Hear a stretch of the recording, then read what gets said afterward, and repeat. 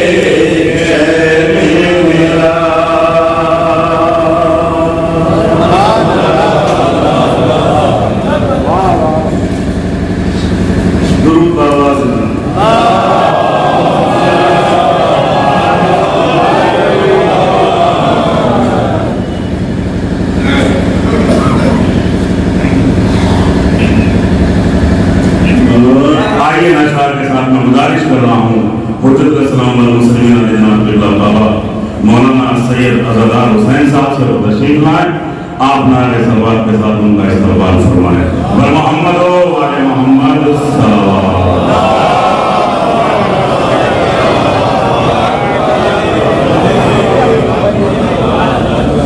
اعوذ باللہ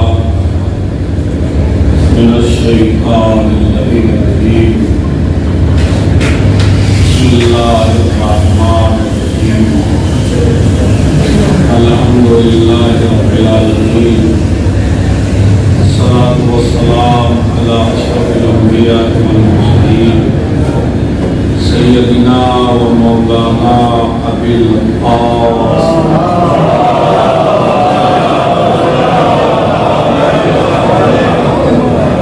وعلى أهل بيته الطيبين الطاهرين المعصومين المظلومين الذين أذهب الله عنهم الرجس وَطَهَّرَهُمْ تَطْهِيرًا.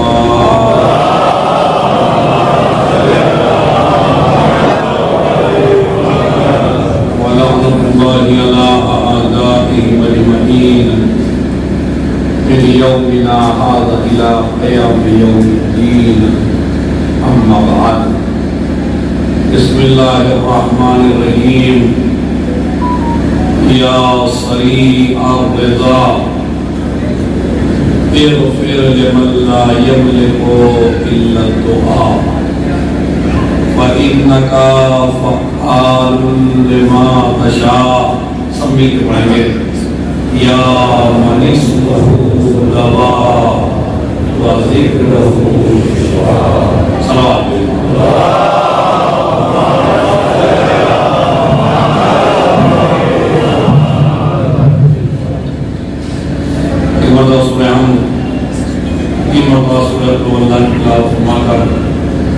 مبارک رحمہ بنت زبار حسین. آج شب جمعہ بھی ہے اور رمضان المبارک کے آمد کے لیے ایک خطبہ جو پیغمبر نے شعبان کے آخری جمعے میں ارشاد فرمایا تھا، اس کی طرف آپ کے مولانا بھی کل انشاءاللہ اشارہ کریں گے. اور ہر عالم اشارہ کرتا ہے اس خطبے کی طرف کہ جو شعبان کے آخری میں پیغمبر نے رمضان المبارک کے حوالے سے دیا. تو اس خطبے کے الفاظ بھی مجھے آپ کی خدمت میں پیش کرنا ہے. اور چونکہ شب جمعہ ہے اور اس مومنہ کے لیے بہترین رات ہے، ہر مرنے والے کے لیے بہترین رات ہر ہفتے میں اگر کوئی آتی ہے تو وہ شب جمعہ ہے، جس میں ہر روح کو اجازت ملتی ہے کہ وہ اپنے گھر آتی ہے اور جہاں اس کے وارث ہوتے ہیں ان سے وہ کچھ سوال کرتی ہے. یہ الگ مسئلہ ہے کہ ہماری سمجھ میں اس کا سوال نہیں آتا، ہمیں سنائی نہیں دیتا، لیکن روایت میں ہے کہ ہر روح ہر شب جمعہ آتی ہے، اگر آپ نے کچھ دیا ہے تو بڑی خوش جاتی ہے، اگر آپ نے کچھ نہیں دیا ہے تو بڑی مایوس جاتی ہے۔ اسی لیے مجلس کا پہلا جملہ جسے آپ نوٹ کر سکتے ہیں، جسے دل میں لکھ سکتے ہیں، وہ پہلا جملہ یہ ہے کہ جو آدمی روحوں کو خوش نہ کر سکے وہ دنیا میں کسی کو خوش نہیں کر سکے۔ جو آدمی اپنے ماں باپ کو نہ خوش کر سکے وہ دنیا میں کسی کو خوش نہیں کر سکتا۔ جو آدمی ان کو نہ خوش کر سکے جن کا سب کچھ لیے ہوئے ہے، تو ہمیں اور آپ کو کیا خوش رکھے گا؟ ابھی تو یاد رکھیے، جو اپنے مرحومین کا نہیں ہو سکتا وہ دنیا میں پھر کسی کا بھی، یہ اپنے ذہن میں بٹھا لیجیے۔ اگر آپ اپنے مرحوم کے لیے ہو سکتے تو دنیا میں پھر آپ کسی کے ہونے والے نہیں ہیں۔ اچھا، خوش کاہے سے کرنا ہے؟ اپنے مال سے خوش نہیں کرنا ہونا ہے، یہ آپ کا ہے ہی نہیں، مال بھی انہی کا ہے وہ چھوڑ کے گئے ہیں۔ آپ تو ایک امانت دار ہیں، آپ ایک امین ہیں، مال کسی اور کا ہے، مالک آپ بن گئے ہیں۔ اگر امانت دار کہلانا چاہتے ہیں تو ان روحوں کو خوش کرو، ورنہ خیانت کار شمار ہوں گے۔ اسی لیے عارفین کا، کیونکہ مولانا فرزند علی صاحب ایک بہت بڑے عارف عالم تھے، عالم باعمل بھی تھے، عامل بھی تھے، اور عامل تھے تو عرفانی تھے، عرفانی تھے تو علم عرفان کی ایک بات سنیے، علم عرفان میں یہ بات موجود ہے، بہت بڑی بات آپ کی خبر پیش کر رہا ہوں، علم عرفان میں یہ بات موجود ہے کہ وہ بندہ کبھی سبز و شاداب نہیں ہوتا جس سے اس کے مرحوم کی روحیں ناراض ہو جائیں۔ یہ علم عرفان میں ہے مسئلہ، یعنی اگر باپ ناراض ہو جائے، ماں ناراض ہو جائے، تمہارا خانوادہ ناراض ہو جائے جو مر گیا ہے، تو پھر آپ کبھی سب و شاداب ہونے والے نہیں ہیں۔ اس لیے کہ جتنی خوشیاں آپ کو ملے گی وہ مرحومین کی دعاؤں سے ملے گی۔ آج کی رات یہ جن لڑکوں کی ماں دنیا سے گئی ہے وہ بھی اس بات کو توجہ سے سنیں، آج کی رات اپنی والدہ کو خوش کرنے کی رات ہے۔ اسی لیے میں نے جو دعا پڑھی ہے اس دعا کا لفظ سن لیجیے، بسم اللہ الرحمن الرحیم، ذرا سب مل کے پڑھیں گے۔ یا سریع، کیا مطلب ہے؟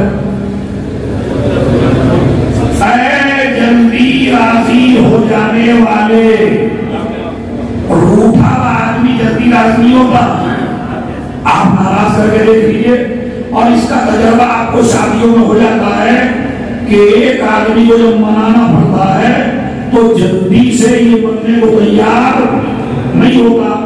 اگر آپ اکیلے منانے چلے جائیں تو بالکل بھی نہیں آئے گا، جب تک آپ 10-15 آدمی اکٹھے ہو کے نہ جائیں اور زبان سے یہ نہ کہیں ابھی جو بھی کیا بس ہم نے کیا، آپ کی کوئی غلطی نہیں ہے، ساری غلطیاں ہماری ہیں۔ اکیلے میں آپ کہیں گے تو مانے گا نہیں، جب تک 10-5 آدمی آپ کے ساتھ نہ جائیں اور جب تک بیچارے کو منانے والے کو بالکل ذلیل آپ نہ کر لیں تب تک آپ مننے والے نہیں ہیں۔ آواز قدرت آتی ہے، میرے مننے میں اور بندوں کے مننے میں یہی فرق ہے، یہ اس وقت منتے ہیں جب 15 آدمی ساتھ لے کے آئے ہو، میں اس وقت من جاتا ہوں جب میری بارگاہ میں اکیلا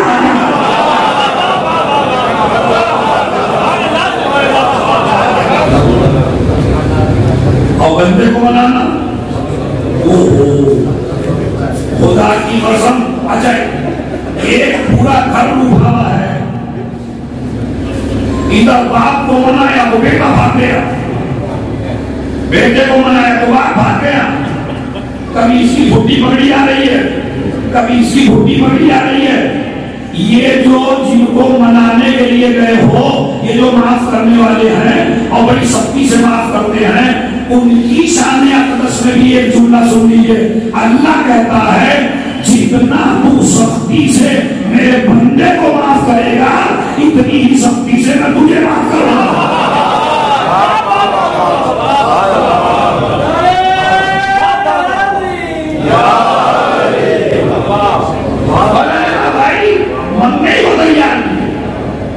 ارے آپ نے وہ اکیلے معافی لگا کے معافی مانگ لی، یہ بھی کوئی بنانا ہوگا کیا؟ 10 15 آدمی ساتھ لائے، عزت دار ساتھ میں لائے ہوتے، پھر ان کے سامنے غلطی کا اعتراف کرتے۔ اللہ کیا کہتا ہے؟ اگر تو چاہے کہ اللہ کو منائے تو تجھے کسی کے سامنے آنے کی ضرورت نہیں ہے۔ رات کے سناٹے میں جب سب سو جائیں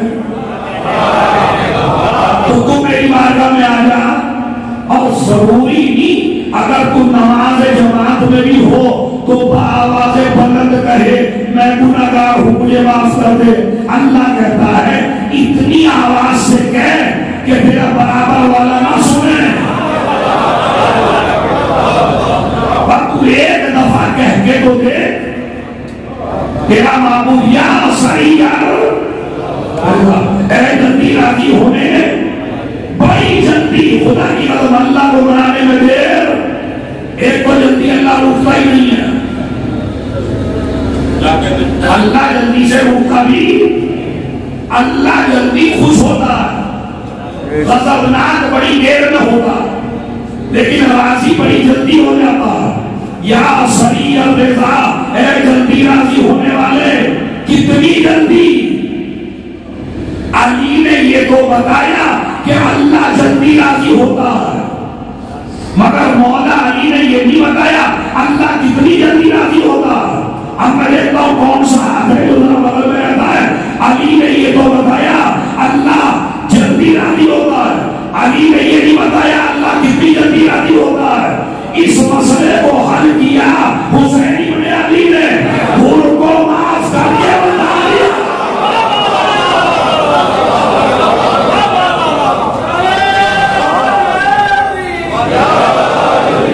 میں نے معاف کیا، میرے خدا نے معاف کیا، تو یہ بندہ وہی کہہ سکتا ہے جسے معلوم ہو جو میری مرضی ہے وہی میرے خدا کی مرضی ہے۔ اچھا یہ میں نے ہی پہ اتنا زور کیوں ہے کہ میں نے معاف کیا؟ ارے خود نے معافی مانگی، آپ کہہ رہی ہے جاؤ اللہ نے معاف کیا ختم۔ یہ میں نے کی شرط کیوں ہے؟ اب یہ میں نے کی شرط بھی بڑی گہری ہے۔ ہمارے کچھ اہل سنت بھائیوں کا ایک نظریہ بنا جو نظریہ درباری نظریہ ہے، علمی نظریہ درباری نظریہ ہے، دربار والے علماء نے بنایا ہے، اور وہ یہ ہے کہ بھائی آپ کسی برے کو برا مت کہیے، اللہ غفار ہیں، اللہ ستار ہیں، اللہ رحمان ہے، اللہ رحیم ہے۔ اور یہ نظریہ بنا تھا یزید کو بچانے کے لیے، معاویہ کو بچانے کے لیے یہ نظریہ انہوں نے بنایا۔ ارے آپ یزید کو برا کیوں کہتے ہیں بھائی؟ اللہ رحمان ہے، اللہ رحیم ہے، اللہ غفار ہے، اللہ چاہے تو معاف کر سکتا ہے، اللہ چاہے تو رحم کر سکتا ہے، آپ برا کیوں کہتے ہیں؟ آپ اپنے نام اعمال میں گناہ کیوں لکھواتے ہیں؟ تو ان سے پہلا جواب تو ہمارا یہ ہے جب اللہ غفار ہے اور یزید کو بھی معاف کر دے گا تو ہمیں بھی دل بھر کے لعنتیں کرنے دیجیے جو اسے معاف کر دے۔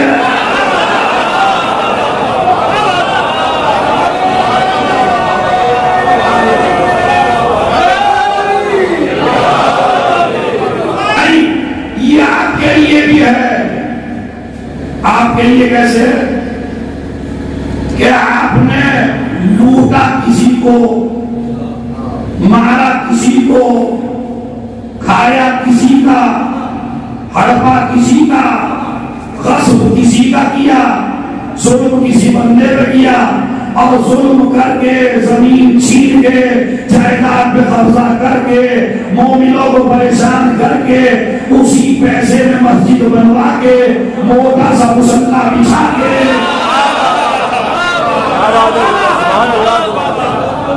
اب آپ اللہ سے معافی مانگیں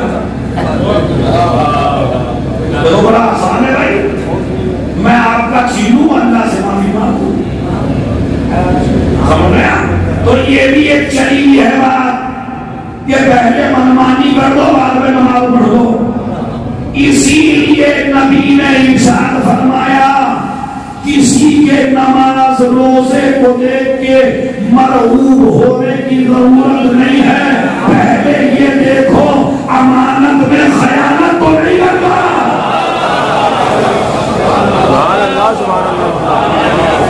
بھائی تو بڑا آسان ہے ہمارے لیے، مطلب میں نے کسی کو بڑھانے والے میں چونا لگایا، اسے پیسے مار لیے، وہ زمین قبضہ لی، اور اس کے بعد اللہ کو سجدہ، اے اللہ مجھے معاف کر دے، اے اللہ مجھے معاف کر دے، اے اللہ مجھے معاف کر دے۔ حسین نے یہ بھی قیامت تک کے لیے مسئلہ حل کر دیا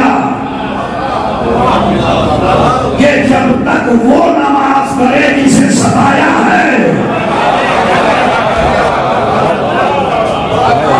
آپ معافی مانگ رہی ہے۔ یہاں شریعت رضا کا مطلب یہ نہیں ہے، یہاں شریعت رضا کا مطلب یہ نہیں ہے کہ آپ جناب ستائیے کسی کو اور نماز اللہ مجھے معاف کر دے، نہیں معاف کرے گا اللہ۔ اللہ کہتا پہلے اس سے معافی مانگ جس کو ستایا۔ اللہ بھی معاف نہیں کر سکتا اگر بندہ معاف، تو سے بولیے اللہ بھی معاف نہیں کر سکتا جب تک بندہ معاف نہ کر۔ تیسری مرتبہ جملہ کہتا ہوں جس کو پہنچنا ہے پہنچ جائے، اللہ بھی معاف نہیں کرتا جب تک بندہ معاف نہ کر دے، تو چاہے صحابہ جتنی بھی معافی مانگ لے، جب تک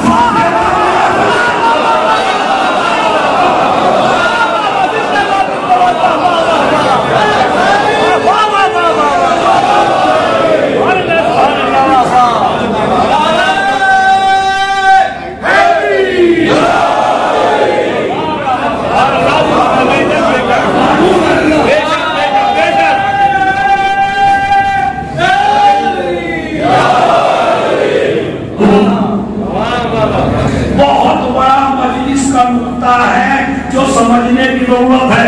اشرے بھی فیل ہیں، اگر یہ نقطہ سمجھ کے چلے جائیں آپ کو، معافی مجرم سب کا ہے، معافی مانگی ایک سے، نہ حبیب نے اعتراض کیا، نہ بھائی نے اعتراض کیا، نہ بیٹے نے اعتراض کیا۔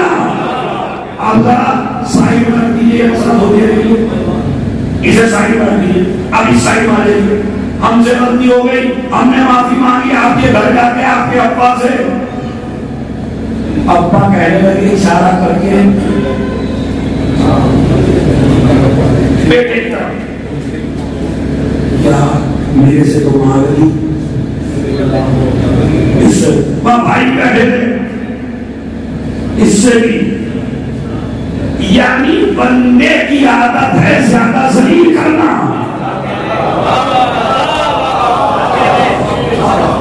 اگر باپ سے مانگ لی تو بیٹا ہے، ابا سے تو مانگی، مجھ سے تھوڑا ہی مانگی، تو کربلا بریانیاں کھانے کا نام نہیں ہے، کربلا ہوتے اڑانے کا نام نہیں ہے۔ کربلا نے یہی تو سکھایا کہ اگر بڑے سے معافی مانگ لی،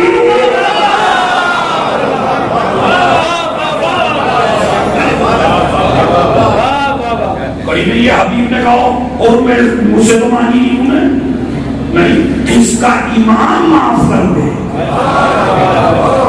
اسی طرح آپ بھی قانون بنائیے، اگر تمہیں کوئی منانے آئے تو اگر تمہارے باپ نے معاف کر دیا تو صحیح بیٹے کو برا ماننے کی ضرورت نہیں ہے، اس لیے کہ دنیا میں تو سب سے بڑا ہو سکتا ہے مگر اپنے باپ سے بڑا۔ سلامات بھیجتے ہیں۔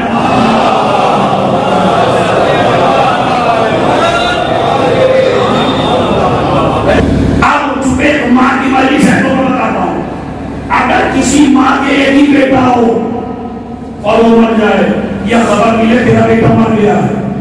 اور ابھی اس کو 40ویں کی مجلس ہو رہی تھی، جیسے یہ ہو رہی ہے کہ اتفاق سے بیٹا 40ویں کی مجلس ہو جاتا ہے، ماں کے سینے سے لگ جائے. بتائیے ذرا سوچ کے اس ماں کو کتنی خوشی ہوگی جس کا ایک ہی بیٹا خبر بھی مر گیا، بل بلا رہی ہے، چلا رہی ہے. 40ویں کے دن بیٹا گلے سے آ کے لگ گیا. تو بتائیے ماں کی خوشی کی انتہا بتا سکتے ہیں؟ اب جملہ سن لو خدا کی قسم، اگر آپ جو ہے تھوڑا بھی دل آپ کا اللہ کی طرف مائل ہے تو کوئی آدمی سننے کی لذت سے ایسا نہیں کہ جو محروم رہ جائے. پتا کیا ہے؟ اللہ کہتا ہے جتنا کھوئے ہوئے بیٹے کو دیکھ کے ماں خوش ہوتی ہے، اس سے زیادہ پروردگار اس وقت خوش ہوتا ہے جب کوئی گناہگار بندہ گناہ کے بعد کہہ دے استغفر اللہ.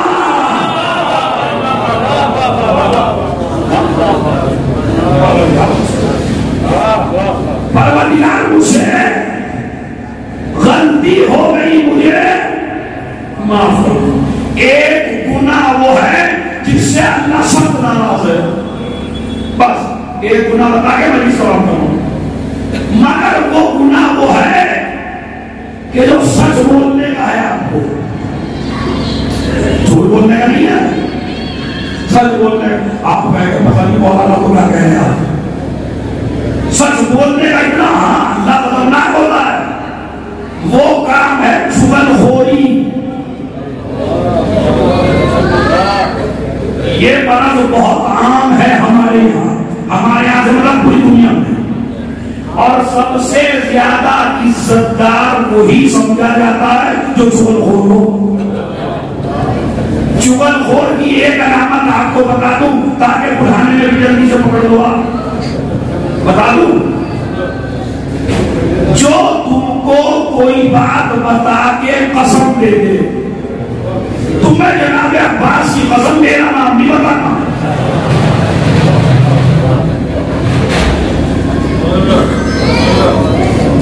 کوئی بات کہی آگے اور کہنے تمہیں جناب عباس کی قسم میرا نام نہیں بتانا. یہ جو بات بتا کے قسم کا باندھ رہا ہے، اس کا مطلب یہ اپنا ناشتہ ادھر بھی پکا رکھنا چاہتا ہے اور ادھر بھی پکا کرنا چاہتا ہے. اچھا مجھے بھی کہہ دیا کہ جناب عباس کی قسم تمہیں معروف یہ کہہ رہا تھا اور تمہیں جناب عباس کی قسم میرا نام نہیں بتانا. پھر معروف سے جا کے کہہ دیا تمہیں مولا غزالی کہہ رہے تھے اور تمہیں جناب عباس کی قسم میرا نام نہیں بتانا. اب میں بھی منہ پھرائے پھر رہا ہوں، یہ بھی منہ پھرائے پھر رہا ہے. جناب عباس کی قسم نہ مجھے بولنے دے رہی، سمجھ رہے نہ آپ کو بول. یہ ہو رہا. سب سے پہلے اس قسم سے ڈرنے کی ضرورت بالکل میں کہہ رہا ہوں. اس قسم سے ڈرنے، کسی کے قسم دینے سے قسم نہیں ہوتی، خود قسم کھانے سے قسم ہوتی ہے. یہ نہیں ہے میں زبردستی آپ کا منہ بند کر دوں. اور قسم رشتوں کو جوڑنے کے لیے ہے. میں نے بولا قسم رشتوں کو جوڑنے کے لیے ہے، رشتوں کو توڑنے کے لیے کوئی قسم. میں آپ کو تمہیں جناب عباس کی قسم جو اپنے بھائی سے ملو، کوئی قسم نہیں. اور تمہیں جناب عباس کی قسم جو اپنی بیوی سے ملو، مان لو گے اس قسم کو تو میں لکھتا ہوں کہ تمہیں جناب عباس کی قسم جو اپنی بیوی سے ملو، مان لیں گے اس قسم کو. تمہیں جناب عباس کی قسم جو اپنی ماں کا احترام کرو. رشتہ توڑنا حرام ہے، حرام میں کوئی قسم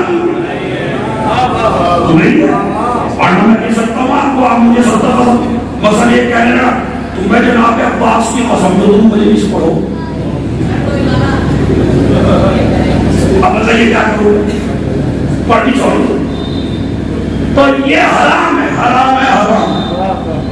یہ جو چغل خور ہوتا ہے یہ جھوٹ نہیں بولتا، یہ سچی بولتا. اس لیے اسلام کہتا ہے 3 جگہ جھوٹ بولنا جائز ہے.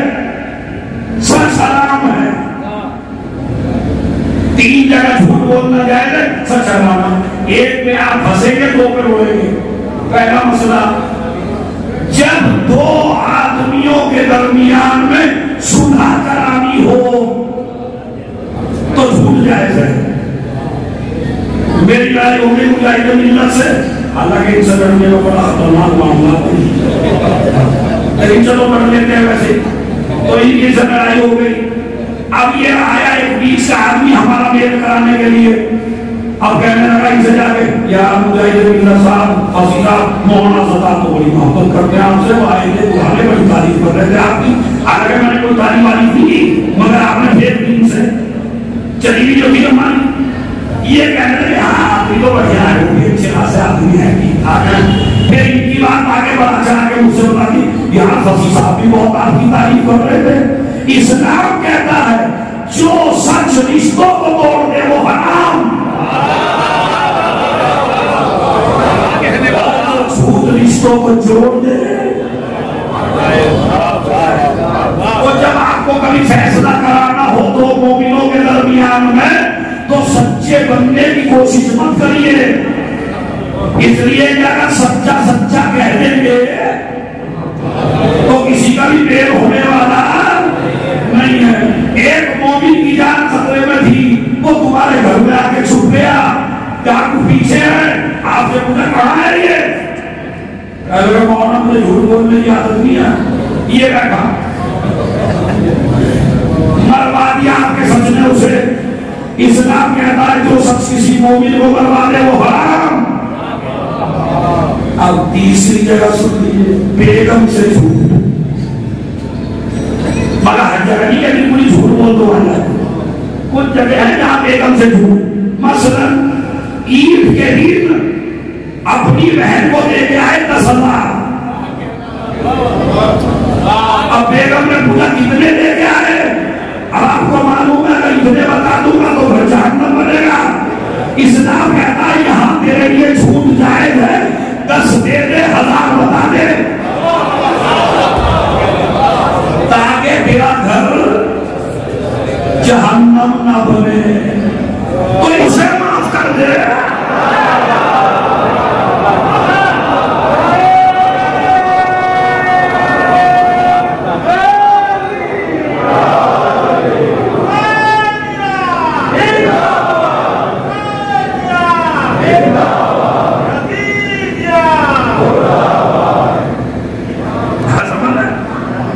جو اللہ انہیں معاف کر دے تو ہمیں بھی معاف کر دے گا. پھر جو ہماری منمانی ہمیں کرنے دیے چاہے گناہ کر رہے ہم تمہاری نظر میں تو اللہ سے امید ہے.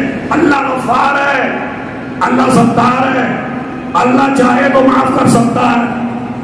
تو عزیزو ایک جملہ میں کہہ رہا ہوں، یہ مسئلہ میرے مولا کو معلوم تھا. کہ جن کی تلواریں نسلیں دیکھ کے چلتی ہو انہیں تو معلوم ہے نا کہ دربار